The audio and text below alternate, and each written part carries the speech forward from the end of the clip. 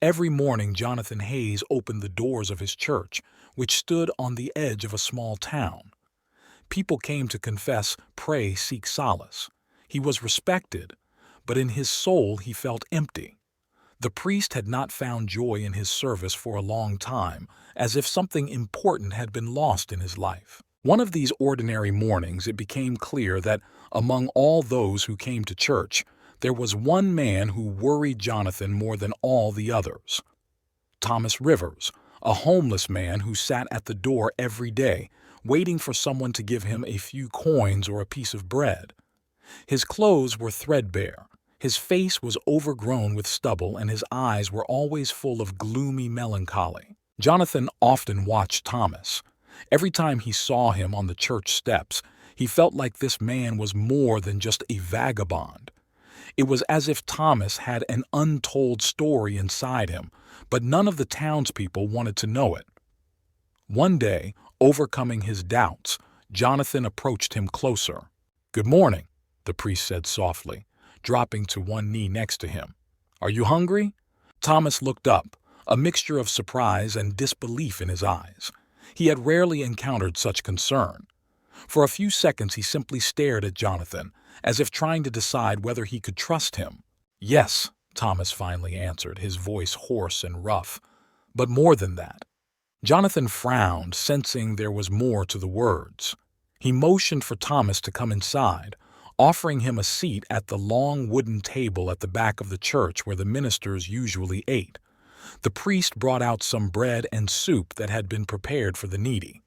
Thomas ate in silence, but Jonathan sensed that the man wanted to say something.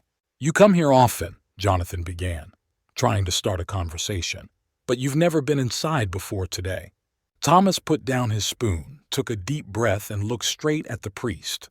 "I'm used to not being invited," he said quietly. "People don't see me as a person. They only see what I've lost." Jonathan felt a ripple through his soul. He had been a priest for many years, but for the first time he felt as if he were listening to someone whose pain and loss mirrored his own inner anxieties. "You're not lost," Jonathan said, looking at Thomas. "We all have a right to a new life. We all seek forgiveness, comfort, and perhaps we will find it together." The words struck a chord with Thomas. There was a connection between them, something more than just an act of kindness. Jonathan felt he had to help this man, and Thomas felt, for the first time in a long time, truly heard. Thus began their strange friendship. Jonathan tried to help Thomas, bringing him food, clothes, sometimes giving him a little money. But each time their conversations became more personal and profound. Thomas shared his difficult memories of life before he ended up on the streets, and Jonathan, his doubts about his faith and his own abilities as a priest. They both found comfort in these conversations, but neither of them knew that this was only the beginning of a path that would lead them both to dark consequences. Each night, as Jonathan closed the church doors, he felt a strange unrest. He could no longer think about his duties, about serving the parishioners. His thoughts were increasingly focused on Thomas, the man who had become more than just a needy man. Several weeks had passed since Jonathan had first invited Thomas inside the church. Their meetings became more regular with each passing day. Jonathan felt that it was not simply his duty as a priest to help those in need. Something inside him was drawn to Thomas, as if his destiny were tied to this man. Thomas, on the other hand, was more cautious, but he could not help but notice the sincere attention from the priest. They often sat in the small room at the church where Jonathan usually received parishioners for confession or discussed life issues with them. The room was private, quiet, and their conversations sometimes lasted for hours. Jonathan began to feel that Thomas was revealing to him not only his external life, but also emotional wounds that no one else noticed. One evening, after a long conversation, Thomas suddenly interrupted their conversation and began talking about something he had been keeping to himself for a long time. "You know, Jonathan, sometimes I feel like I'm just a shadow wandering around this city," Thomas said, looking at the floor. "People don't notice me. I'm like a ghost who died a long time ago, although my body still walks the earth." The words cut Jonathan to the quick. He felt something inside him turn over. Thomas wasn't just talking about his life. His voice carried the desperation of a man who had lost all hope. "You're not dead, Thomas," Jonathan said softly, trying to reassure him. "You're here, and that means a lot." Thomas looked up and looked at the priest with a sad smile. "You may be right," he said, "but sometimes I feel like I have no future. My life is over, even if I'm still alive. No one can help me get out of this, not even God." Jonathan felt the weight of these words. He knew that Thomas had been through a lot, but now it became clear to him how deep his inner pain was. These words made the priest think about what he could really do for this man. "God has a plan for each of us," Jonathan said, trying to find the right words. "Sometimes it's hard for us to understand, especially when we're in the shadow of our problems. But believe me, Thomas, if we try, there will always be light." Thomas was silent for a long moment, considering Jonathan's words. He wanted to believe that his life could change, but his years on the streets had taught him one thing: people didn't change that easily. He knew that his meetings with the priest had been an important island of stability for him, but could he really believe in change? "I've tried to start over so many times," Thomas said quietly, hanging his head. "But every time, everything comes back to the same place. I guess sometimes I'm just not meant for another life." Jonathan was shocked by these words. He saw that Thomas was losing all hope, and it scared him. Inwardly, he felt that he had to do something more to help this man. But what? Jonathan himself was not sure of his own strength either. His faith was wavering as never before. Jonathan's past had not always been rosy. Despite becoming a priest, his personal life was filled with questions he still could not find answers to. At times, he felt as if he himself was lost in his spiritual mission, and the meeting with Thomas seemed to mirror his own internal conflicts. Jonathan remembered one of his younger days when he stood at a crossroads and was not sure if he wanted to become a priest at all. He had felt empty and doubtful then, but his faith had helped him find his way. Now, many years later, those doubts were returning. But how could he help someone else when he himself was not sure of his own abilities? Meanwhile, Thomas continued to speak, making short pauses, as if weighing each word. "I appreciate what you do for me, Jonathan," Thomas said, his voice softening slightly. "But I'm afraid nothing will change. I've gone too far." "Never say it's too late," Jonathan replied, trying to be convincing. "We can all change our lives if we want to." Thomas nodded, but the priest saw doubt in his eyes. He felt that these conversations were only the beginning of a long journey, but was Thomas ready to go to the end? The conversation ended with both of them falling silent, each lost in his own thoughts. Jonathan felt a strange uneasiness.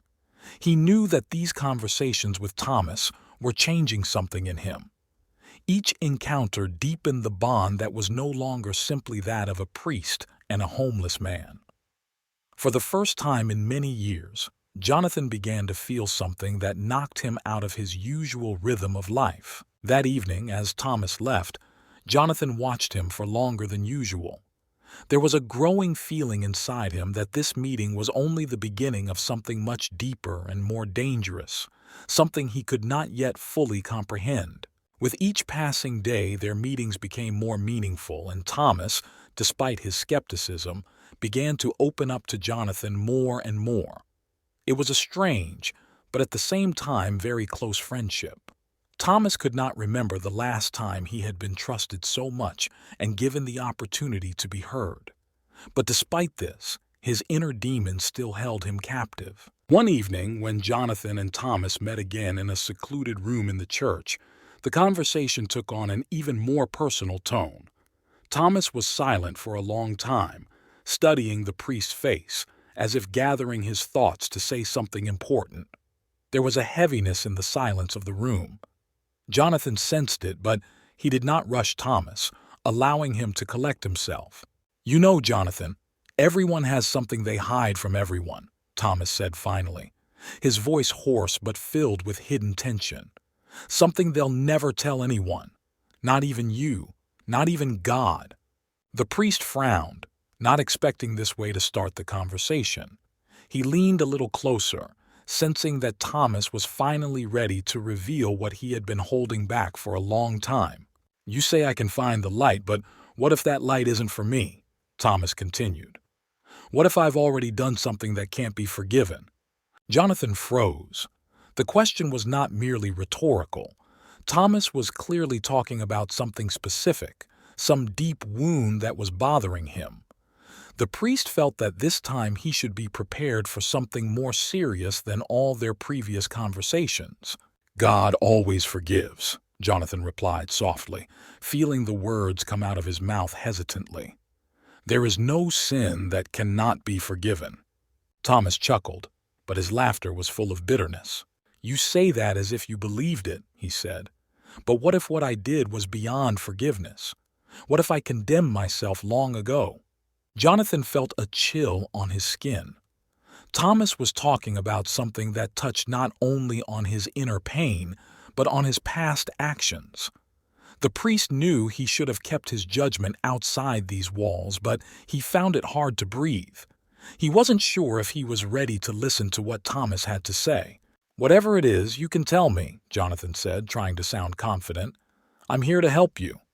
Thomas looked at him with a long gaze in which there was so much pain and suffering that the priest involuntarily felt his chest tighten. "I killed a man," Thomas finally said quietly. The 3 words echoed in the room like thunder. The silence that followed was deafening. Jonathan didn't immediately register what he had heard. The words seemed to hang in the air, finding no response in his mind. He simply looked at Thomas, not believing what he had heard. "It was a long time ago," Thomas continued, avoiding eye contact with the priest. "I was young and hot-blooded then.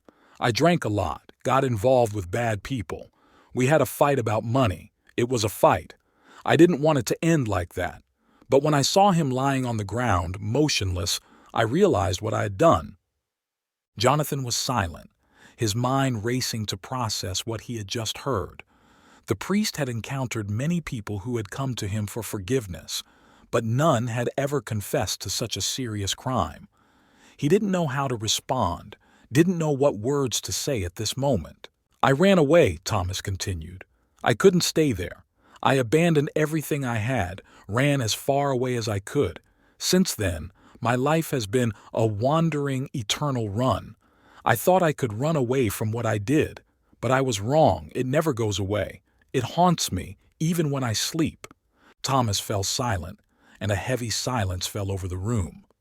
Jonathan sat there, stunned by the story, unable to find the right words. He felt his insides turning over. Up until this point, he had seen Thomas as someone who needed help, a lost soul who could be brought back to the right path. But now everything was different. "Thomas," he finally said, feeling his voice tremble traitorously, This is very serious." "I know," Thomas said quietly, his eyes full of sadness. "And I'm not asking you to forgive me. I know what I did. I just wanted you to know. You're the only person I could tell." Jonathan didn't know what to say. His whole being was consumed by the struggle between his duty as a priest and the human shock of what he had heard. How could he help a man who had committed such a crime? How could he find words of comfort when Jonathan himself felt his world was crumbling? A struggle raged within Jonathan. On the one hand, his faith demanded forgiveness and mercy. But on the other, Thomas had just confessed to murder. How could he cope? How could he continue to see this man as someone he could help? "God forgives," Jonathan finally said, not believing his own words. "And if you truly repent, he can forgive you too." Thomas looked at him with disbelief. "Do you think it's that easy?" he asked. "Do you really think it's that easy to forget what I did?" Jonathan was silent. It was hard for him to admit, but he himself did not know the answer to this question. As time passed, Thomas's confession left an indelible mark on Jonathan. The priest tried to remain calm, continuing to perform his duties to his parishioners, But his thoughts kept returning to the evening when Thomas confessed to the murder. Thomas's words echoed in his mind, creating doubts and internal conflicts. Jonathan, who was used to finding answers in the Bible and prayer, now felt that he himself was led astray. What should he do with this knowledge? How could he help a man who had committed such a heinous act? Every morning Jonathan opened the church, his eyes involuntarily seeking Thomas. He came as before, sat silently in his accustomed place by the wall, and waited for the priest to finish his business. But now the shadow of that terrible confession hung between them. Their conversations became less casual, and Jonathan could not shake off the feeling that he must do something. But what? Faith demanded forgiveness, but his human nature demanded punishment. One evening, after the church had closed, Jonathan met Thomas again in the same room where they had spent so much time talking. There was tension in the air. Thomas looked tired. His face was drawn, and his eyes, usually full of melancholy, now seemed empty, as if he had finally lost all hope. "You're silent with me, Jonathan," Thomas finally spoke, breaking the silence. "Do you think of me as a murderer? Do you think I deserve to be punished?" The priest sighed, realizing that his actions had indeed become more restrained. He tried to find an answer, but each attempt began with questions to himself. "I don't know what to think, Thomas," Jonathan admitted honestly. "I try to be true to my calling, but your confession has changed everything. I can't just forget about it." Thomas nodded as if he had expected such an answer. His gaze was distant. He sat with his shoulders slumped, as if the weight of all the years he had lived had suddenly fallen upon him with renewed force. "I understand," he said quietly. "I'm not asking for forgiveness. I just wanted someone to know who I really am." Jonathan felt that Thomas was losing faith in himself with each passing day. His inner torment was obvious, and the priest knew that if he did not take action, Thomas could completely collapse. But what could he offer?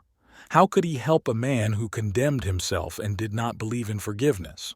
"Thomas," Jonathan began, choosing his words carefully, "I cannot change your past, but you can change your future. If you are truly remorseful, if you want to find a path to redemption, you must begin by accepting your guilt and living in such a way that you do not make mistakes again." Thomas chuckled, but not with bitterness, but rather with sad irony. "You say it like it's easy," he said, shaking his head wearily. "But haven't I tried? I left everything behind, walked away from my old life, hoping I could find peace. But that peace always runs away from me." Jonathan felt helpless. All he had to offer were words, but words didn't seem to be what Thomas needed. The priest knew it was his duty to be a guide to the faith, but how could he explain to a man that his past didn't necessarily dictate his future if he didn't believe it himself? "Thomas, I can't speak for God," Jonathan said, "but I can say this. We all make mistakes, and sometimes those mistakes can be deadly, but our job is to find a way to move on. Your life isn't over. It can change if you want it to." Thomas looked at Jonathan for a long moment, his eyes shining with tears he was trying to hide. He wasn't used to compassion, wasn't used to anyone actually believing in him. His whole world was built on pain, loss, and a sense of worthlessness. "How can you say that?" Thomas suddenly asked sharply. "How can you look at me and believe that I have a chance at redemption? I killed a man, Jonathan. I didn't just make a mistake. I took someone's life. How can you believe that there is forgiveness for me?" The words exploded in the air. Jonathan realized that Thomas was not just talking about God's forgiveness, but also about whether he could ever forgive himself. That was the core of his suffering, his inability to accept himself and his actions. He didn't believe he deserved redemption. Jonathan took a deep breath and stepped closer to Thomas, placing his hand on his shoulder. "I believe because I believe in the power of repentance," he said, looking into his eyes. "You are already suffering for what you have done, Thomas, but there is a difference between suffering and redemption. You can find forgiveness, but only if you want it." Thomas closed his eyes, his face becoming even more haggard. It seemed he was trying to comprehend these words, but his inner demons wouldn't let him go. He wanted to believe, but something inside wouldn't let him take that step. "I don't know if I can ever forgive myself," he finally whispered. "But maybe you're right. I'm tired of this pain." It was the confession Jonathan had been waiting for. He knew Thomas was on the verge of accepting help, but fear and guilt still held him back. This was the tipping point. If Jonathan couldn't help him now, Thomas might never find peace. "It's a long way, Thomas," the priest said, removing his hand from his shoulder. "But you're not alone on this journey. I'll be with you if you want me to." Thomas nodded silently, unable to find the words. Jonathan knew it was only a small victory, but perhaps it was the first step to something bigger. Another week passed, and Jonathan increasingly noticed how Thomas's internal conflicts were only growing. Their conversations became deeper, and Thomas no longer seemed the silent, detached man who had first sat outside the church. Now he opened up to Jonathan more and more, as if the priest were his last hope. However, even as Thomas began to share his thoughts and fears, Jonathan could see that his guilt continued to eat away at him from the inside. That day, as the sun was just beginning to set over the horizon, Thomas came to church again. He looked particularly exhausted, as if he had not slept for several nights. Jonathan, seeing him enter, knew that their conversation would be different today, heavier and darker than ever before. "I've been thinking about what you said last week," Thomas began, barely stepping into the church. His voice was hoarse, as if he hadn't spoken in a long time. "About redemption being possible. But the more I think about it, the more I realize I have no future." Jonathan invited Thomas to sit at the familiar wooden table in the corner where they often conversed. Both were silent for several minutes, as if considering the words that were about to be spoken. Thomas picked up a cup of water, but only absent-mindedly twirled it in his hands, not bringing it to his lips. "I don't know if I can live with what I did," he continued, finally breaking the silence. "There's something dark inside me, and it won't let me breathe. Every morning I wake up and remember that day, and every time it feels like I'm reliving it." Jonathan felt the weight of those words pressing down on him, too. He knew Thomas was on the edge. What he needed was more than just forgiveness, a way to make peace with himself, which for many can be much harder than seeking forgiveness from God. "I can't change your past, Thomas," Jonathan replied calmly, his voice full of compassion. "None of us can, but we can change how we live with that past. That's the path to redemption." Thomas sighed, his shoulders slumping again. He was exhausted, as if nothing the priest said could reach his heart. "I wish it were that easy," he said, looking down. "But I see his face every time I close my eyes. It's like a hell inside my head that never stops, and I don't know how to get out." Jonathan knew that Thomas wasn't just talking about internal pain. This was real agony that was consuming him. The priest often encountered people who were on the brink of despair, but with Thomas it was different. His pain wasn't just emotional. It was deeply rooted in his mind, in his every thought. "Redemption isn't a moment, Thomas," Jonathan said quietly, choosing his words carefully. "It's a process, and it begins with you acknowledging your past and being willing to live with it. It's not easy, I know, but if you try, it's the first step toward a new life." Thomas was silent, his face twisted into an unclear grimace. Jonathan saw that he wanted to believe his words, but internal doubts and despair kept him from this step. "You know, sometimes I think if I could just disappear, everything would be easier," Thomas said suddenly, his voice almost lifeless. "If I just disappeared, I wouldn't torment anyone with my presence. I wouldn't torment myself." The words cut Jonathan like a sharp knife. He felt a chill in his chest. Thomas was talking about death, about how he was seriously considering suicide. The priest knew he had to do something quickly, or the man might lose his last thread of life. "Don't say that, Thomas," Jonathan said firmly, leaning closer to him. You can't just disappear. It won't solve anything. You think that your death will take away the pain, but it won't. It's just the end with no way to change anything. Thomas looked at him with some doubt in his eyes, but it was clear from his face that the thought of death had been haunting him for a long time. Jonathan knew that such words should not go unanswered. He knew that he had to act immediately to help Thomas get out of this dark state. "I know this is hard for you," Jonathan continued, his voice softer but firmer. "I can't pretend to understand everything you're feeling, but I see you're suffering, and that suffering shouldn't define your life. You deserve better than this." Thomas lowered his head again, his hands shaking. A storm of emotions raged inside him, between despair, pain, and a hope he could barely comprehend.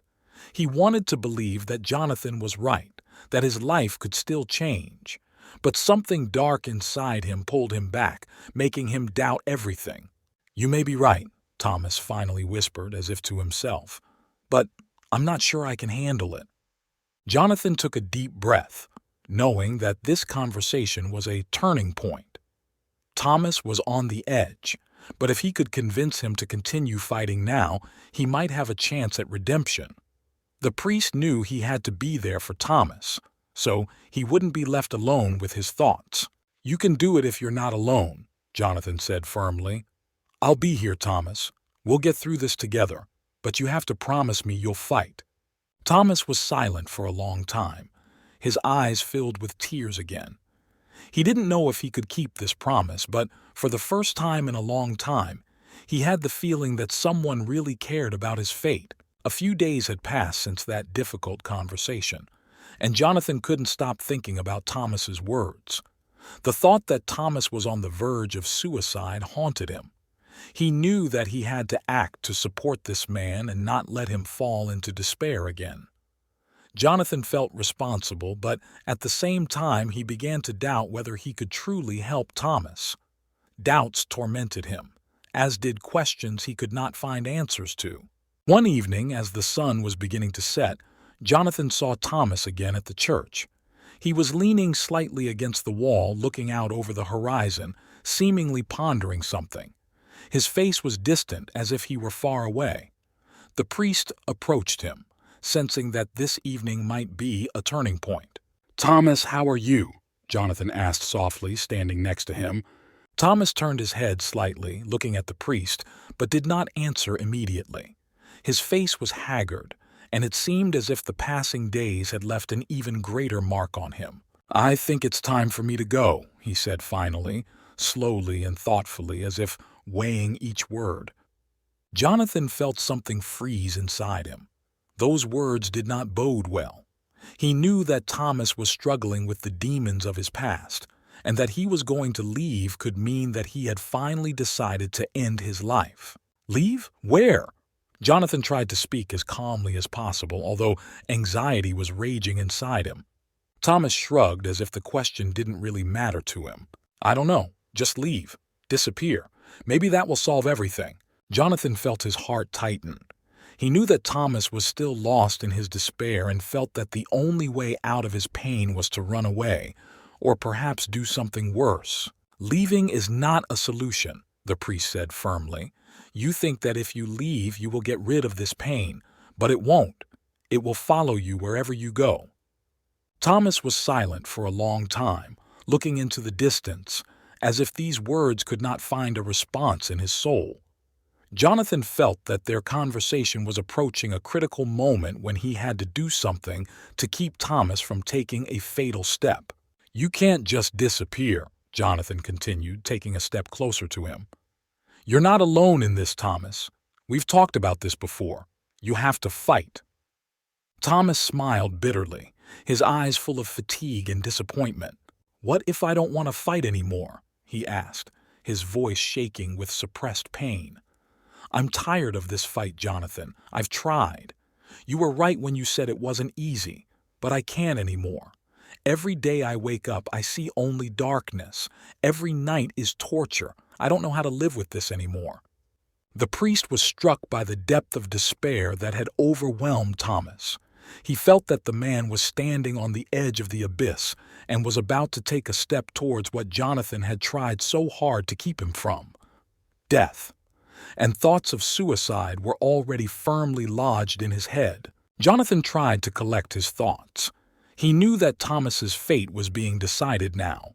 Everything he said and did had to be aimed at one thing: not letting this man go into the darkness he had chosen for himself. "Thomas," Jonathan began softly, choosing his words with particular care, "I can't promise that everything will change right away, but I promise that if you don't give up, if you keep fighting, then eventually the light will come again. You don't have to do this alone." Thomas looked at the priest, a shadow of doubt appearing in his eyes. "You say you know what it's like," he said quietly, "but you haven't been there. You haven't lived with what I've been through." Jonathan thought for a moment before answering. Thomas was right. He really couldn't understand the depth of pain he faced every day. But he knew that despair wasn't something he could simply ignore. "I haven't been in your shoes," the priest finally admitted, "but I've seen a lot of pain in my life. I've seen people lose faith in themselves and the world around them, and every time they chose the path of despair, they only made their pain worse. But those who found the strength to keep fighting always found a way to heal. It may take time, it may not be easy, but if you don't give up, you can find a way out." Thomas closed his eyes, his face twisted in an internal struggle. Jonathan could see the battle going on inside him, between the desire to end it all and the desire for redemption. He knew Thomas had been through a hard time, that he was afraid of the future. But the priest knew that the most important thing now was to give Thomas hope. "You think leaving is the end of your pain," Jonathan continued, "but it's not. It's just a path to more darkness. You can find the light if you don't give up now." Thomas stood silently for a long time, his hands shaking and his gaze directed somewhere into the void. But gradually his breathing became more even, and finally he spoke, but his voice was almost inaudible. "I'm afraid, Jonathan," he said quietly. "I'm afraid I'll never be able to get over this, that this darkness will always be with me." "The darkness can go away," Jonathan said softly, "but it takes time and effort. I will be with you on this journey, Thomas. You are not alone." Thomas nodded, but his face remained tense. He wasn't sure he could handle it, but perhaps for the first time in a long time, it occurred to him that he could try. "Okay," Thomas finally said, his voice weak but determined. "I'll try." Jonathan felt a sense of relief, as if a heavy weight had finally been lifted from his shoulders. He knew Thomas's fight was far from over, but this step was a start. A few days passed after that conversation, and Jonathan was relieved to see that Thomas was beginning to show signs of improvement. He came to church every day, still looking haggard, but there was a hint of determination in his eyes. Jonathan felt that the moment when Thomas almost gave up had passed, but that was only the beginning of a long journey. However, the priest's soul was uneasy. He knew that the desire to fight was not enough, and if Thomas did not receive reliable support, he could return to his dark thoughts again. This was a difficult case, and Jonathan did not know how exactly to help him. His faith always told him that every trial is given for a reason, but with Thomas it was different. This man was destroyed by his past. One evening, after the church was closing, Thomas was left in the back room with Jonathan. He was sitting in his usual place at the table, nervously fiddling with the edges of his threadbare jacket. He seemed more agitated than usual, and the priest noticed it immediately. "Is there something you want to say, Thomas?" Jonathan asked cautiously, sensing that this time the conversation would be important.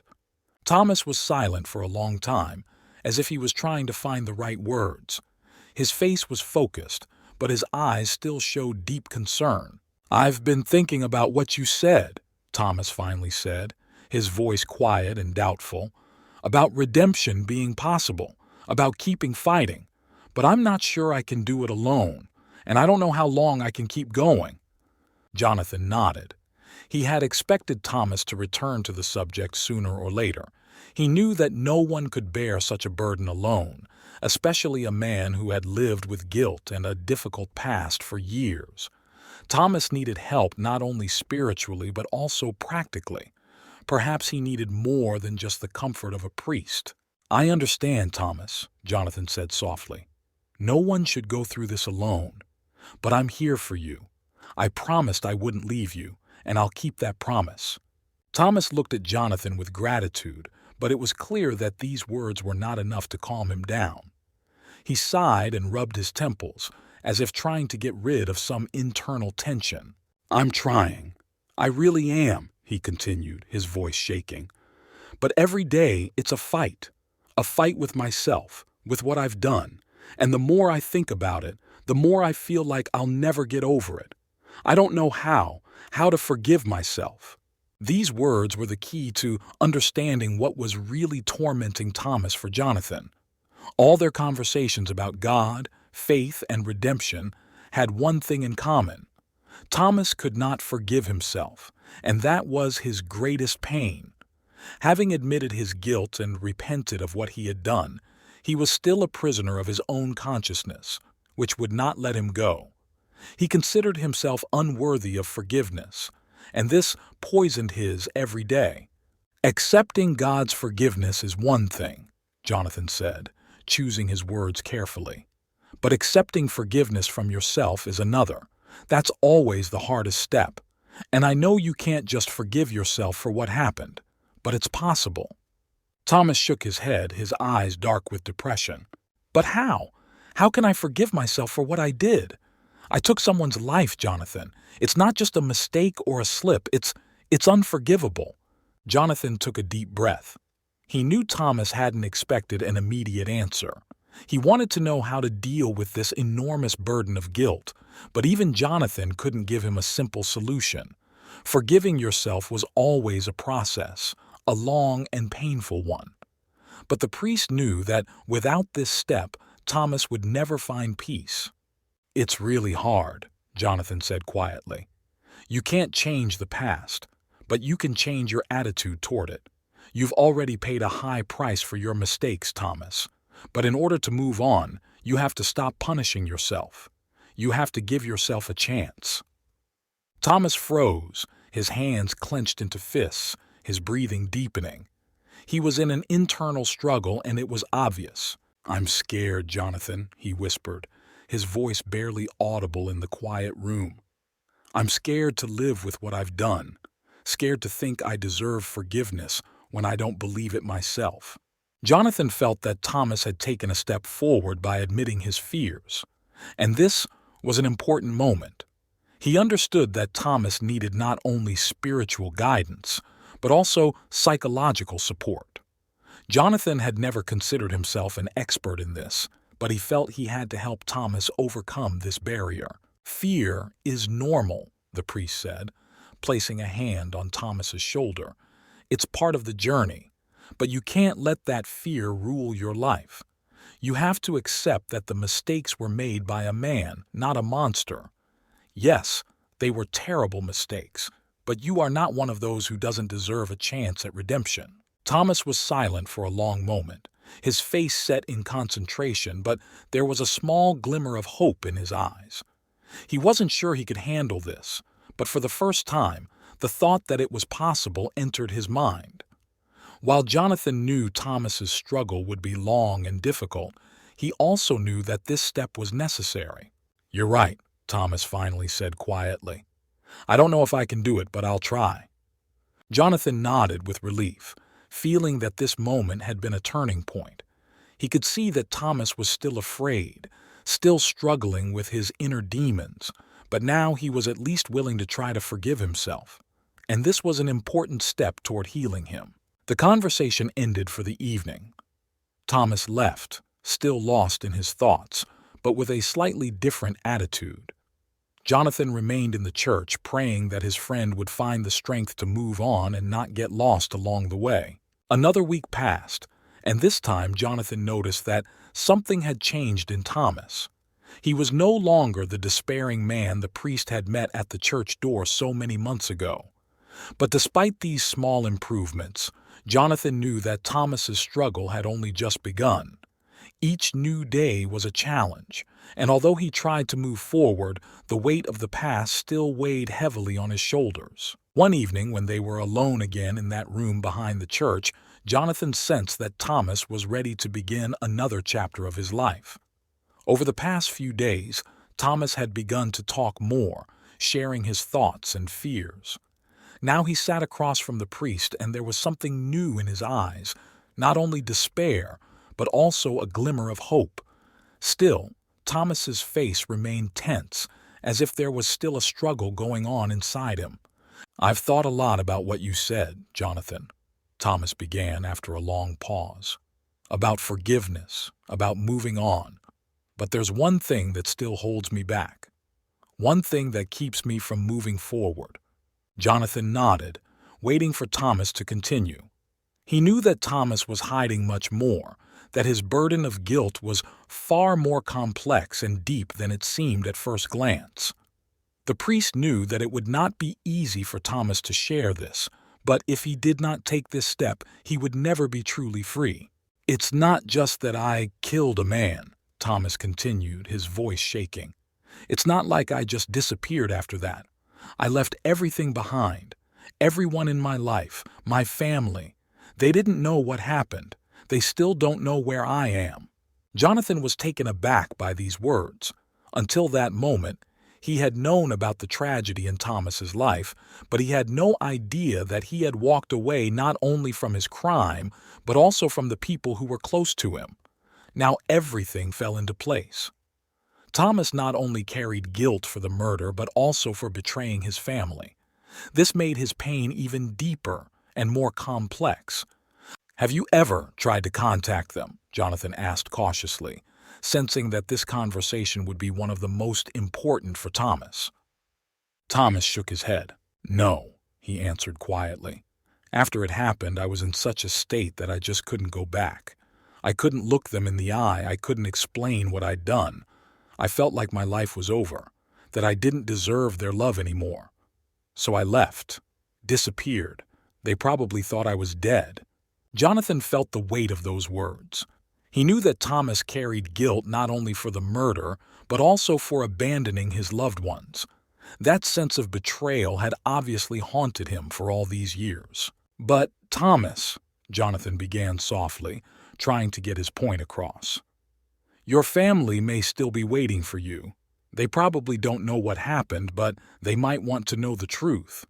If you can find the strength to contact them, it could be an important step toward redemption." Thomas smiled bitterly and shook his head. "You don't understand, Jonathan. If they knew the truth, they would hate me.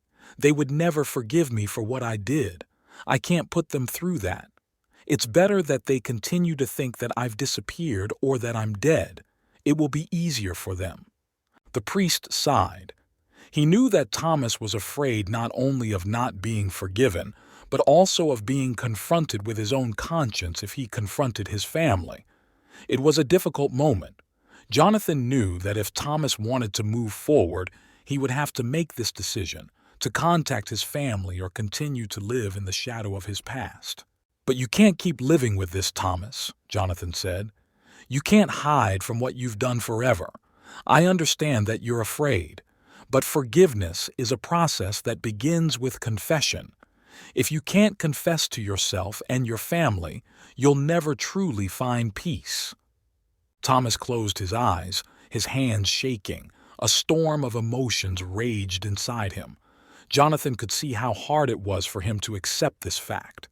He understood perfectly well that Thomas was afraid not only of his family's condemnation, but also of never being able to get back what he had lost. But the priest knew that if Thomas did not take this step, his wounds would never heal. "I can't force you to contact them," Jonathan continued, seeing that Thomas was still resisting. "But I can tell you one thing. Your future doesn't have to be like your past. If you really want redemption, if you really want to forgive yourself, this could be an important step. You have to acknowledge your past and give yourself a chance at redemption." Thomas sat silently, his face tense. He knew Jonathan was right, but the fear was too great. He felt like going back to the past would only make his pain worse. But something inside him began to change. Perhaps it was the hope that if he could come clean to his family, he might find some of the peace he had lost all those years ago. "I don't know if I can do this," Thomas finally said quietly, his voice shaking. "I've been hiding for too long, living in the shadows for too long."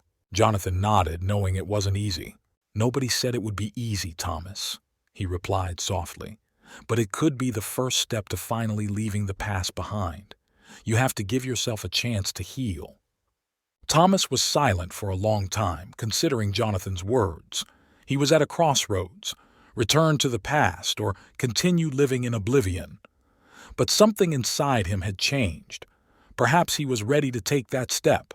"Okay," Thomas finally said, his voice almost a whisper.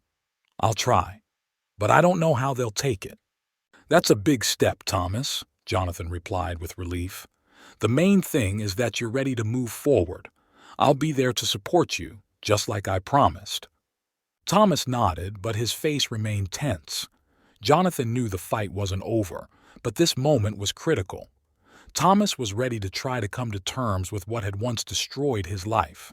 Another week passed, and each day Thomas became more and more lost in his thoughts.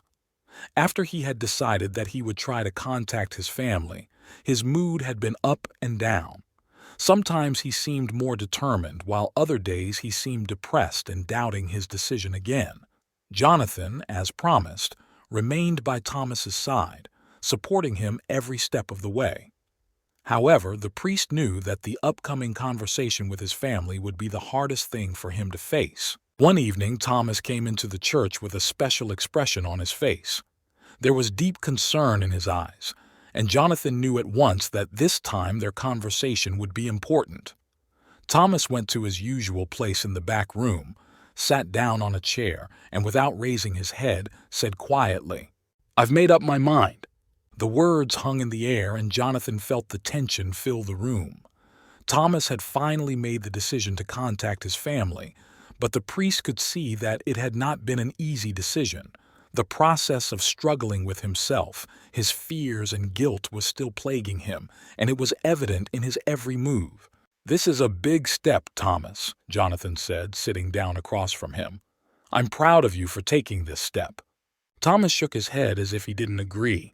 "I don't know if I'm ready," he said quietly. "But I can't go on living my life hiding from the past.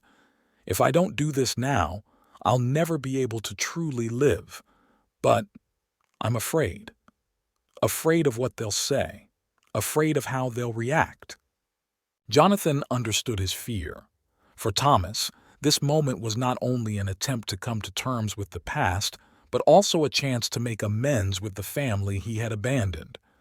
Thomas feared that they would not be able to forgive him, that this conversation would only deepen his pain. "It's okay to be scared," Jonathan said softly. "You're taking a big step, and that's always scary.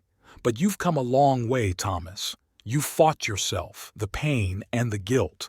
The most important thing now is to be honest, not just with yourself, but with those you love." Thomas remained silent, and the room fell into a heavy silence again. Jonathan did not rush him, giving him time to think. "I wrote them a letter," Thomas finally said, breaking the silence.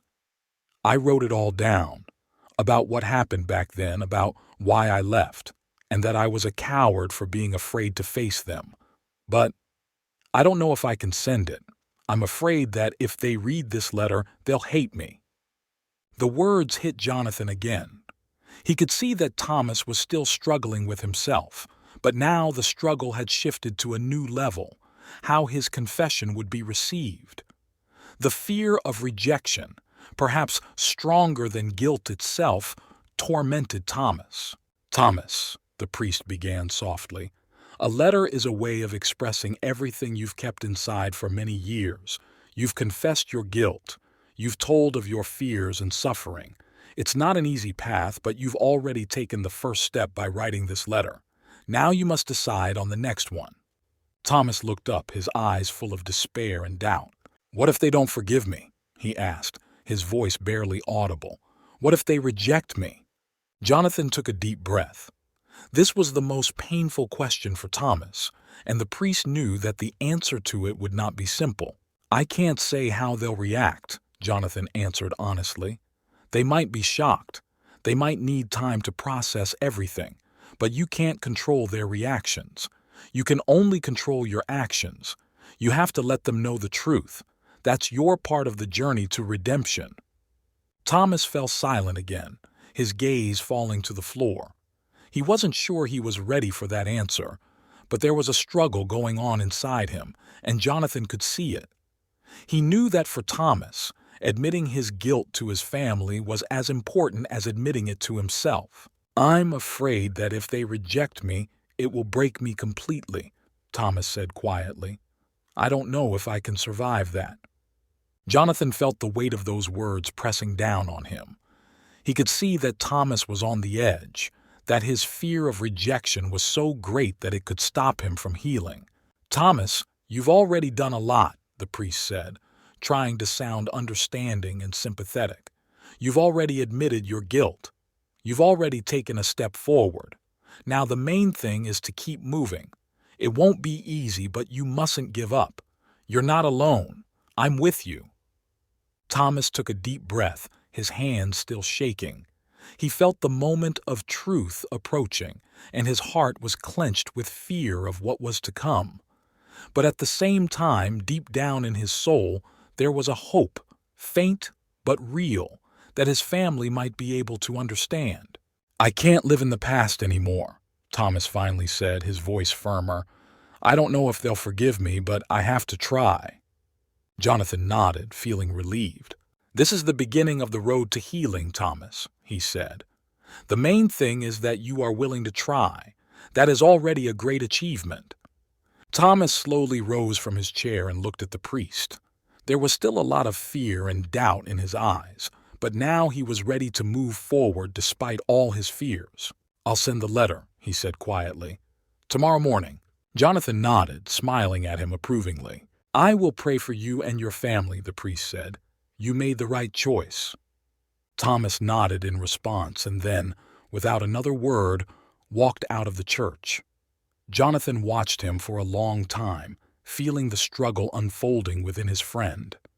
But this time, he knew that Thomas was truly ready to take the plunge despite all his fears. That night, Jonathan prayed for Thomas and his family, asking God to give them the strength to endure this ordeal.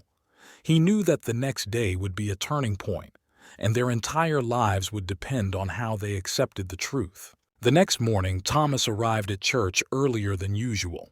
He looked tired, as if he hadn't slept all night, but there was a determination in his eyes that Jonathan hadn't seen before. The priest knew immediately that today was the day Thomas would send his letter. This moment would be a major step toward redemption, but it was also filled with tension and fear. Thomas walked slowly to the altar, clutching the envelope. He stood there for a few minutes, looking at it, as if trying to find the courage to finish what he had started. Jonathan stood nearby, watching him, silently encouraging him. Thomas knew that the decision had already been made, but the final step was very difficult. "I did it," Thomas said quietly, moving closer to the priest. "I wrote the letter and now I have to send it, but the fear still haunts me." Jonathan nodded, feeling the weight of this moment. He knew that for Thomas, this move wasn't just about connecting with his family, but also about confronting his own past. That fear of rejection, of unforgiveness, was deeply ingrained in him, and Jonathan knew that it was a real test for him. "Thomas, you did what you had to do," Jonathan said softly, placing a hand on his friend's shoulder. "I understand your fears, but remember, this letter is your way of revealing the truth. You must trust that they can understand even if it is not easy." Thomas looked down at the envelope in his hands. "I prayed that they could forgive me," he said quietly. "But what if they don't? How can I live with that? I'm still not sure I can get over it." Jonathan felt his heart clench. He knew this was one of Thomas's most important moments. It required not only courage, but faith. Faith that even if his family didn't forgive him right away, he could still continue on his path to redemption. "Thomas," the priest began, trying to speak as calmly and gently as possible. "You can't control their reaction. You can only control your actions. You've already done everything possible. You've admitted your guilt. You've tried to correct the mistakes of the past. Now you need to give them time. Even if they don't forgive you right away, that doesn't mean you don't deserve redemption. The main thing is that you're ready to continue fighting, no matter what." Thomas was silent for a long time, considering Jonathan's words. He knew the priest was right, but the fear was too great, and Thomas still could not fully accept that he could be rejected by his family. However, now that the letter was written and the decision made, he had no other choice. "You're right," Thomas finally said quietly. "I can't live in fear anymore. I have to try." With that, he stood up, striding resolutely toward the church exit. Jonathan followed, watching as Thomas walked down the street toward the post office. This was his own battle, and Jonathan knew he couldn't interfere at this point. Thomas had to get through this on his own. Outside the post office, Thomas paused for a few moments, looking at the mailbox in front of him. His hands shook as he held the envelope to the opening. He stood there, seemingly struggling with himself, but finally, with a deep sigh, he dropped the letter inside. For a moment he froze, as if he couldn't believe he'd actually done it. Then, turning abruptly, he walked slowly back toward the church.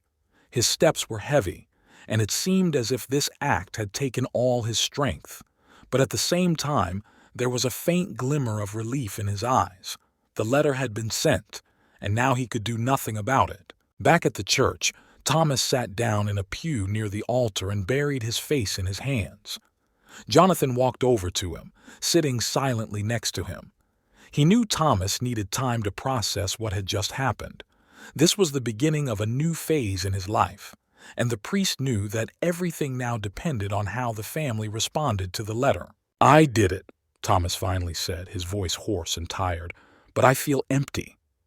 Jonathan nodded, knowing it was a natural reaction. Thomas had been through a huge emotional journey and he was exhausted. This empty feeling was the result of finally letting go of his pain, allowing himself to acknowledge the past. "It's okay, Thomas," Jonathan replied softly. "You did what needed to be done. Now all that's left is to wait. It won't be easy, but I'm sure you did the right thing." Thomas sat there, nodding silently. He felt a rift inside him, relieved that he had finally taken this step, but still filled with fear. He knew that writing a letter could ruin his life even more, but he also knew that it was the only way to free himself from guilt. Several days passed, and Thomas was on edge. Every time someone knocked on the church door, he jumped, expecting that it might be a reply to his letter. But the days passed and there was no answer. Jonathan watched as Thomas withdrew more and more, his anxiety growing with each hour of waiting. The priest understood that waiting for an answer was another trial for Thomas, and he tried to support him during this difficult time. One evening, as they sat in church again, Thomas finally couldn't take it anymore. "I don't know how long I can stand this, Jonathan. This waiting. It's killing me. Every day I wait for something to happen, but nothing happens. I'm afraid this waiting will drive me crazy." Jonathan could see that Thomas was at his wit's end. Waiting for a response from his family was becoming an unbearable ordeal for him, and the priest knew he had to do something to help him cope with it. "Thomas, you can't control their reaction or the time it will take them to respond," Jonathan said, trying to sound as gentle as possible. "You've done everything you can. Now it's important not to lose faith that things can change. I know this wait is hard, but it's part of the journey." Thomas sighed heavily, his hands fiddling nervously with the hem of his jacket. He understood Jonathan's words, but the worry continued to gnaw at him from the inside. "I just can't wait any longer," Thomas said quietly. "This waiting is worse than the truth." Jonathan looked at Thomas again, realizing he was on edge. Waiting for an answer was becoming a real test for him, and the priest knew they had to go through this together. Several days passed, and Thomas continued to be in a state of anxiety. Every morning he began by checking his mail, hoping to see a response from his family. But no letter or call came, and this waiting was becoming unbearable for him. Jonathan watched Thomas closely, seeing how more and more traces of inner tension and fatigue appeared on his face every day. The priest understood that Thomas needed support now more than ever. One morning, when Thomas came to church again, his eyes were full of dark thoughts. He sat down in his usual pew, folded his hands in his lap, and was silent for a long time before speaking. "I don't know why I keep waiting," he finally said. His voice was dull, as if all his strength had left him. "Maybe they've just decided to ignore me. Maybe they don't want to know the truth." Jonathan sat nearby, listening intently. He could see that Thomas was on the verge of despair. This waiting had indeed become excruciating, but the priest knew that he could not give up, especially now that the path to healing had already begun. "Thomas," Jonathan began softly, "you've done all you can. I know the waiting is excruciating, but that's part of the process. You can't control when or how they respond, but that doesn't mean they're not thinking about you. They may need time to process everything you've written." Thomas paused, his eyes fixed on the floor as he tried to process these words. But despite Jonathan's efforts, his fears continued to grow. "What if they never answer?" he asked quietly, his voice shaking. "What if they decide I don't deserve forgiveness?" The question always stood between them, like an invisible barrier. Thomas was afraid that his family might not accept him, that they might have decided to isolate themselves from his past. And this thought, like poison, penetrated his mind, destroying everything he had tried to build in the last weeks. "If they don't respond, it doesn't mean you don't deserve forgiveness," Jonathan replied calmly. "Their reaction doesn't change the fact that you've already begun the journey to redemption. Forgiveness isn't always something that comes from the outside. It has to start from within." Thomas looked up, his eyes full of pain. "How can I forgive myself if they won't forgive me?" he asked, his voice almost desperate. "I feel like that forgiveness depends on them. Without their answer, I can't go on." Jonathan felt the weight of those words pressing down on him, too. He knew that Thomas needed to hear acknowledgement from his family, that their response was critical to his inner peace. But the priest also knew that even if the answer didn't come, or wasn't what Thomas expected, it didn't have to be the end of his journey. "Forgiveness is a process," Jonathan repeated, trying to instill faith in Thomas. "Even if they can't forgive you now, you must not stop. Redemption is a long and difficult journey, but you have already taken important steps. You have found the courage to admit your guilt. You have tried to reconnect with your family. This requires great effort.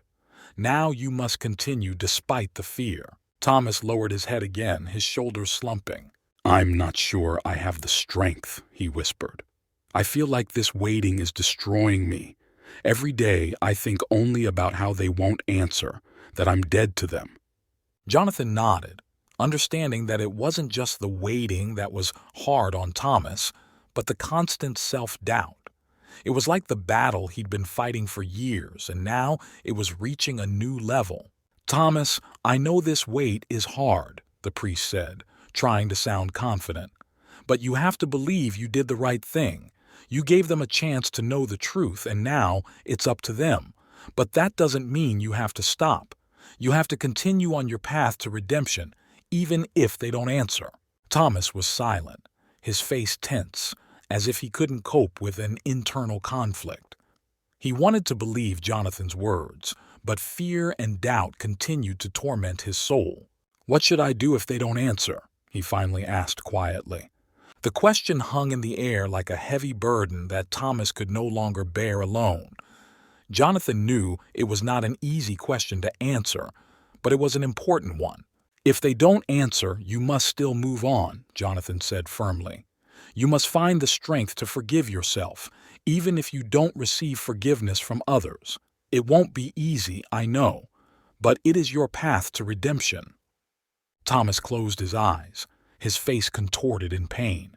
He knew this path would be difficult, but now that the letter had been sent, he could not turn back. A few more days passed, and Thomas gradually began to sink into an even deeper depression.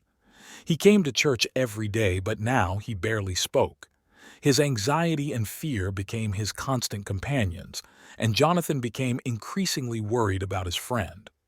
He saw that Thomas was once again on the brink of an abyss. But one day, midweek, everything changed. Thomas was at church as usual when he suddenly heard a knock at the door. He froze, his heart beating faster. Jonathan noticed and tensed up too. Thomas walked up to the door, slowly opening it. The postman stood there, holding a letter in his hands. That was the answer. Thomas took the envelope with trembling hands and returned to the church. Jonathan stood nearby, watching him. Thomas sat down on a pew, stared at the envelope for a long time, unable to open it. It's from them," he whispered, his voice shaking. Jonathan nodded silently, knowing that this moment was critical. Thomas slowly opened the envelope and began to read. His eyes ran over the lines, and as he read, his face grew paler. Jonathan noticed tears starting to roll down his cheeks.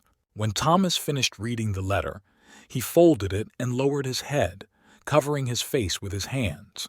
Jonathan gently placed a hand on his shoulder, silently supporting him. Thomas sat on the bench with his head down, his shoulders shaking and tears rolling down his cheeks, as if breaking down the internal barriers he had built up over the years. The letter fell from his hands to the floor, and Jonathan, sighing softly, bent down to pick it up. He knew Thomas was going through a difficult moment, but he didn't know what exactly was written in the letter. This was the very moment of truth that Thomas had been waiting for and dreading for so long. For several minutes there was complete silence in the church. Only the distant sounds of the street came through the old windows. Thomas sat with his face in his hands, as if he could not bear the weight of what he had just read. Jonathan sat silently next to him, realizing that words would not help now. He needed to give Thomas time to process what had happened. "They didn't forgive me, Jonathan," Thomas finally whispered, his voice filled with bitterness and pain. "They wrote that they couldn't understand how I could do that I betrayed them, that I wasn't part of their lives anymore." The words seemed to pierce the priest. He knew that this was what Thomas had feared, but now that his worst fears had been confirmed, the weight of this reality seemed even more painful. "I knew this would happen," Thomas continued, his voice shaking. "I knew they couldn't forgive me. I've hidden from the truth for too long, lived in fear for too long. Now they've rejected me completely." Jonathan sighed heavily. He could see how this answer was destroying Thomas's inner world. This letter, which contained no forgiveness, seemed like the final blow to his already fragile soul. But Jonathan knew that this was only one of the stages on the road to redemption, and Thomas could not be allowed to drown in despair. "Thomas," the priest began softly, placing a hand on his shoulder, "I know this is hard. You were expecting a different answer, but just because they can't forgive you now doesn't mean they never will. Perhaps they need more time to process everything that happened." Thomas smiled bitterly, looking into the void in front of him. "Time?" he asked, bitterness in his voice. "I gave them more than 10 years. How much longer will it take for them to forgive me? I betrayed them, Jonathan. I left without even explaining anything. How could I expect them to understand?" Jonathan knew Thomas was in the grip of self-blame, and this was a critical moment for him. He could retreat back into his pain and guilt, and the priest could not allow that to happen. He knew Thomas needed help to understand that this journey did not end with the family's refusal to forgive him. "You gave them a chance to know the truth," Jonathan said, trying to sound as calm and compassionate as possible. "That's a huge step. Forgiveness isn't always a quick fix. Sometimes it takes time to accept the truth and figure out what to do with it. They may not be ready to forgive you right now, but that doesn't mean you have to stop." Thomas looked up, his eyes full of tears, and met Jonathan's gaze. "But how can I live with this?" he asked, his voice full of despair. How can I go on knowing that I have lost them forever? The priest knew that this was the central question for Thomas. All his life he had tried to run from his guilt, from the fear of rejection, and now that fear had become a reality. But Jonathan also knew that this reality should not destroy his friend completely. "Thomas," Jonathan said quietly, "forgiveness begins with you. Even if they are not ready to forgive you now, you must not continue to punish yourself. You did everything you could.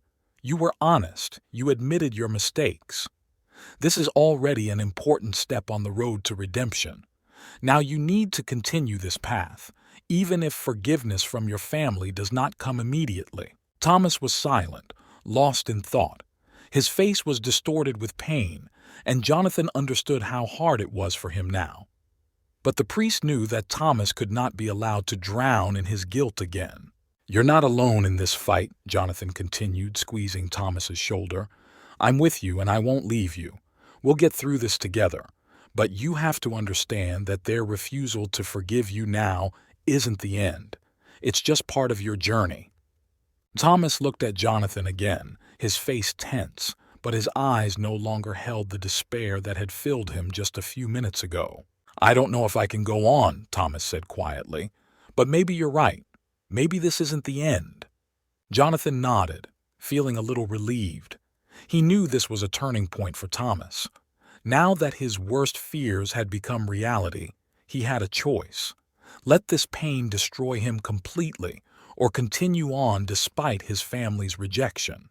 "This is just the beginning, Thomas," Jonathan said, smiling at him with a hint of sympathy. "You've been through so much already. You can continue if you believe in yourself, and I'll be here to help you." Thomas took a deep breath and nodded in response. "Thank you, Jonathan," he said quietly, his voice full of gratitude. "You gave me hope when I thought I had lost it forever." The priest smiled, feeling the tension slowly ease from his friend. He knew that Thomas still had many trials ahead, but this step was important. Now that his family's rejection was a reality, Thomas had to learn to live with it and continue his journey to redemption. They sat in silence for a while longer, and Jonathan prayed that his friend would find the strength to continue fighting. Several days had passed since Thomas had received the letter from his family. For the first few days, he had been devastated, as if the denial of forgiveness had destroyed him completely. But to Jonathan's surprise, Thomas had not given up. Instead of falling back into despair, he had begun to show signs of an internal struggle for his future. Every morning he would go to church, pray in silence, and then have long conversations with the priest. He no longer seemed so broken, although his pain was still deep. One evening, when the sun had almost set, Thomas and Jonathan were alone again in the small room behind the church. Thomas sat at the table, thoughtfully turning a cup of cold tea in his hands. His face was concentrated, but there was a quiet determination in his eyes that Jonathan had not seen before. "I've been thinking about it all week," Thomas said finally, without looking up. "About the letter, about what happened, about how they haven't forgiven me. And you know, Jonathan, for the first time in a long time, I feel relieved." The priest was surprised by these words. He looked at Thomas curiously, not quite understanding what he meant. A few days ago, his friend had been full of despair, and now there was something new in his words, as if he had finally accepted something important. "Relief?" Jonathan asked cautiously. "Explain." Thomas nodded, looking up to meet Jonathan's eyes. "Yes, it is a relief," he confirmed. "I lived for so long in fear of not being forgiven. I feared it more than anything else. It was the fear that kept me from moving forward. But now that I have their answer, that fear is gone. I know the truth. And even though they have not forgiven me, I no longer feel as much of a prisoner as I did before." Jonathan listened, amazed by the change that had taken place in Thomas. The family's rejection, which seemed destined to destroy him, had now become, on the contrary, a source of strength. "I know I lost them," Thomas continued, his voice calm but firm. "But it made me realize that I can't keep living in the past. Their rejection made me realize that I can't be held hostage by my guilt anymore. I can't get back what's lost, but I can change my future, and I'm willing to try. Jonathan felt his heart swell with pride for Thomas. This man who had been a prisoner of his guilt and fear for so long had finally taken a major step forward. He was no longer the broken, desperate man he had been when he came to church all those months ago. He was ready to accept his past and move on despite the pain. "Thomas, I'm glad to hear that," Jonathan said with a smile. "That's very important. You're finally free of what's been holding you back all these years." Thomas nodded, his face serious but his eyes showing a new strength. "I know there's still a long way to go," he continued. "I still don't know how to forgive myself, but now I feel like I can begin that process. I won't live in fear of their response anymore. I've done what I had to do. It's all in God's hands now." The words sounded like final acceptance, and Jonathan felt that Thomas had finally found inner peace. He was no longer trapped in the prison of the past. Yes, his family had not forgiven him, but it was no longer the all-consuming fear that was eating away at him from the inside. "You're on the right track, Thomas," Jonathan said, his voice full of sympathy and support. "It's not easy, and it won't end tomorrow, but the important thing is that you're willing to keep going, and I'll be there for you, just like I promised." Thomas nodded gratefully. He was no longer the man who had been broken by his guilt. Now he was ready to fight for his future, even if his past would remain with him forever. "I've thought a lot about what I said before," Thomas continued, his voice quieter but still confident, "about how I couldn't live with this. But now I realize that I have to. If I don't, then everything I've been through will have been for nothing." Jonathan nodded back, feeling pride and respect for Thomas swell in his heart. He knew their work wasn't over, but this was a huge step. "You're right, Thomas," he said. "Your future is in your hands, and even though you've lost so much, you still have a chance to find peace." Thomas looked at Jonathan thoughtfully, as if considering his words. Then, after a moment's hesitation, he continued, "I want to do something more than just seek forgiveness. I want to start helping others like you helped me. Maybe then I can make up for what I did, even a little bit. Maybe that will give me meaning." Jonathan was shocked by these words. He had not expected Thomas to start thinking about helping others, but at the same time, the priest knew that this was another important step on the road to healing. "That's a wonderful idea, Thomas," Jonathan replied with a smile. "By helping others, you can find meaning in your life and perhaps gain an even greater understanding of your path. It could be part of your redemption." Thomas nodded, his eyes full of determination. "I want to try," he said. "I don't know where to start, but I'm ready." Jonathan smiled, feeling his heart fill with joy. Thomas, who had once been broken by his pain, was now ready to not only move forward, but to help others along the way. This was true redemption, and he had only just begun the journey. "We'll find a way," Jonathan said, squeezing Thomas's hand. "I'll help you, just like you helped me. You've already taken the first step, and the rest will come with time." Thomas looked at Jonathan, and in his eyes the priest saw something he had not seen before: faith, probably not only in God but in himself. Several weeks had passed since Thomas had made the decision to move forward despite his family's refusal to forgive him.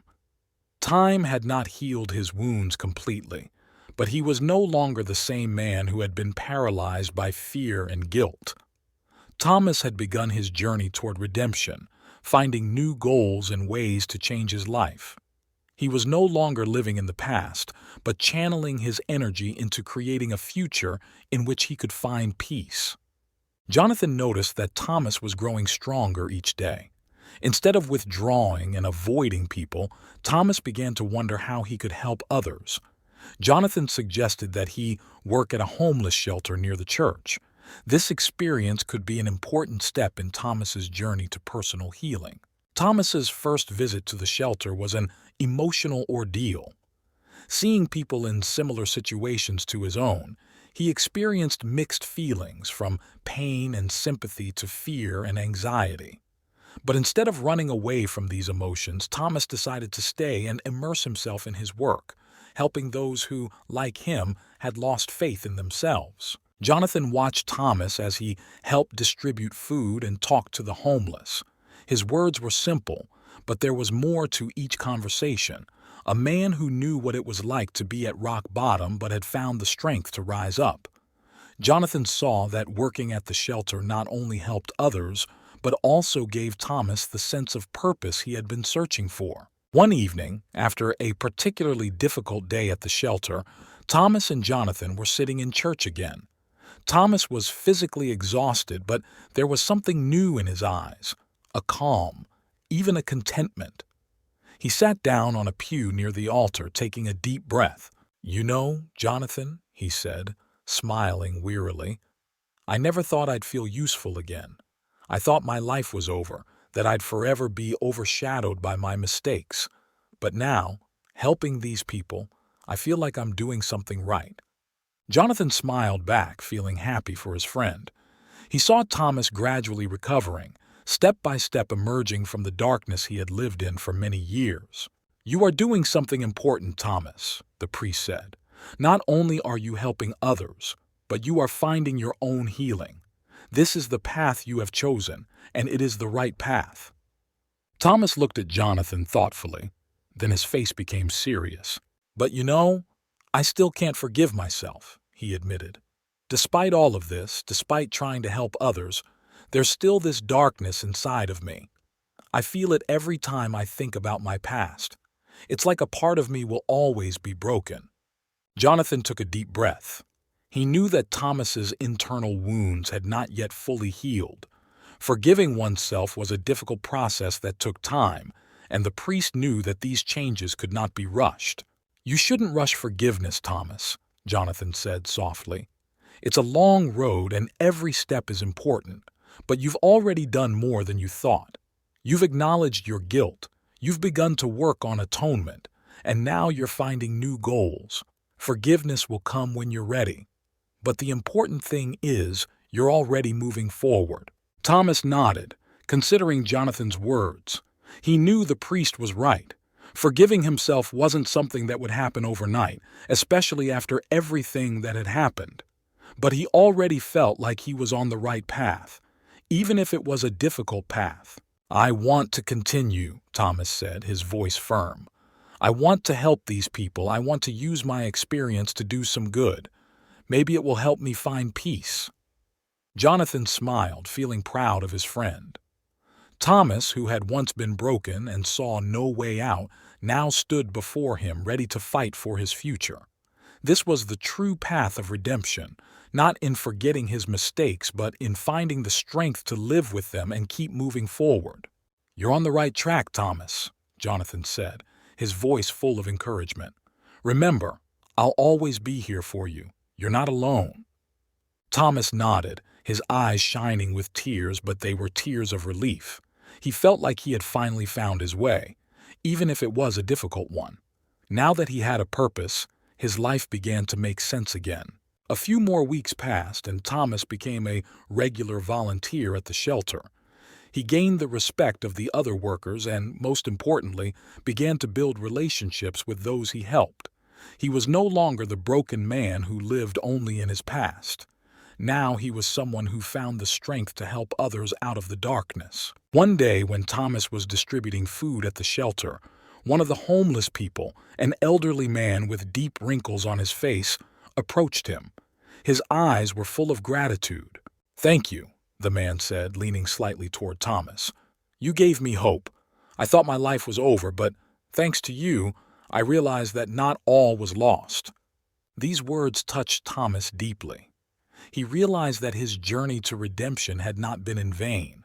Not only did he now find meaning in his life, but he also gave hope to others who were also struggling with darkness. As the day drew to a close, Thomas met Jonathan again at church. He looked tired, but there was a joy in his eyes that he had not felt in years. "It works, Jonathan," he said, smiling. "I feel like I'm doing something important. Something that's making a difference not just in my life, but in the lives of others." Jonathan smiled, feeling that his friend had finally found the path he had been searching for his entire life. "You're on the right path, Thomas," the priest repeated quietly, "and I know there's much good ahead for you." Thomas nodded, feeling like these words were a true blessing to him. Several months had passed since Thomas had started working at the shelter. His life had changed beyond recognition. Thomas was no longer the lost man who had once been consumed by darkness and despair. He had found meaning in helping others, and this had become his path to redemption. Every day, he felt the weight of his life lighten a little, and thoughts of the past were no longer so painful.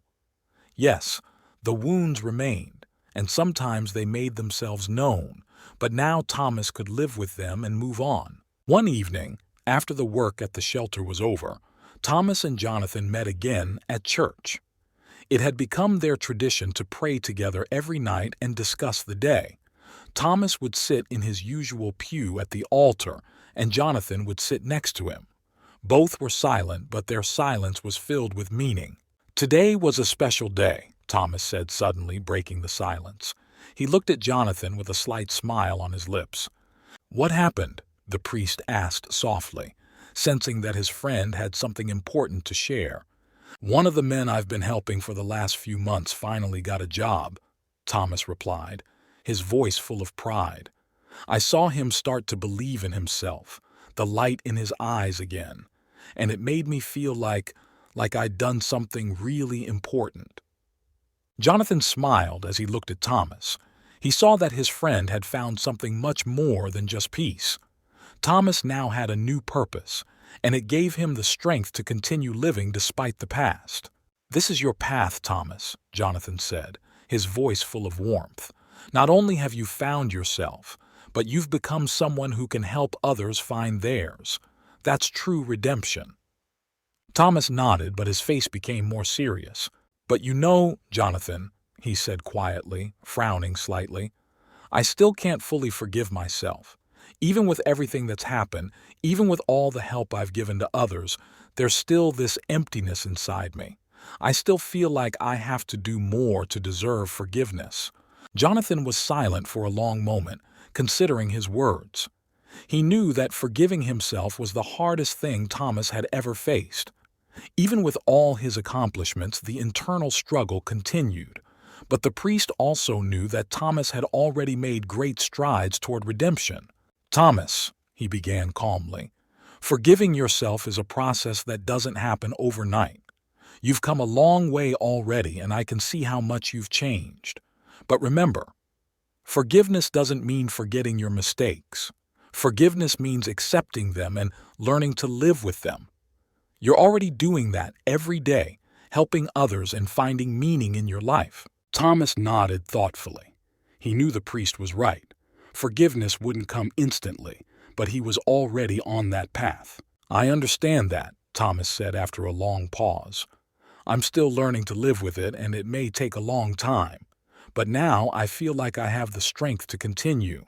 Jonathan looked at his friend with a smile. He saw how Thomas had changed over the months, how step by step he had gained peace and confidence. It was a real miracle. "You've already done incredible things, Thomas," the priest said, "and I know you can do even more. The main thing is to keep moving forward." Thomas sighed, but his face no longer held the heaviness that had haunted it before. He looked up at Jonathan with gratitude. "You were always there, Jonathan," he said quietly. "Without you, I would never have been able to do this. You gave me hope when I thought it was gone forever. You became a true friend to me." Jonathan felt a warmth in his heart. These words meant a lot to him. He knew that their friendship and faith in God had helped Thomas through the most difficult moments of his life. "I'll always be here for you, Thomas," Jonathan replied, his voice soft and warm. "You'll never be alone again." They both smiled, and in that moment Jonathan felt that Thomas had finally found something important, peace with himself, even if that peace was not yet complete. Over the next few weeks, Thomas continued to work at the shelter, helping more and more people. His impact on the lives of others became clear, and his own life began to take on meaning. He was no longer the broken man who saw no way out. He was now someone who could show others the way. One evening, when Thomas and Jonathan met again at church, Thomas suddenly said, "I want to return to my family." Jonathan looked at him in surprise, but then realized that this was an inevitable step.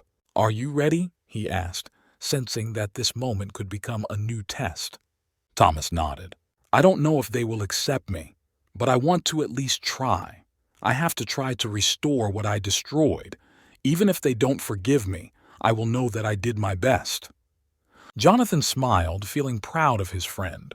"This is an important step, Thomas," he said, "and I'm confident that no matter what happens, you'll make the right choice." Thomas sighed, but there was no fear in his face, only determination. "I'm ready," he said quietly, "and if they don't accept me, I'll still know I did my best. But I realize now that my redemption doesn't depend on them alone. I'm already on that path, and I'm not going to stop." Jonathan nodded, feeling that Thomas had finally found the inner peace he had been seeking his entire life. "You've already won, Thomas," he said with a smile, "no matter what happens next." Thomas stood up and looked at Jonathan with gratitude. He knew there were still many challenges ahead, but now he was ready to face them head on. "Thank you for everything, Jonathan," he said quietly, hugging the priest. "You've given me more than I could ask for." And with those words, Thomas finally felt confident that he was on the right path. Redemption wasn't about forgetting the mistakes of the past, but about living with them and moving forward. Now he was ready to take the final step, to return to his family, no matter what their response. The evening was drawing to a close, and Thomas, for the first time in many years, felt real peace.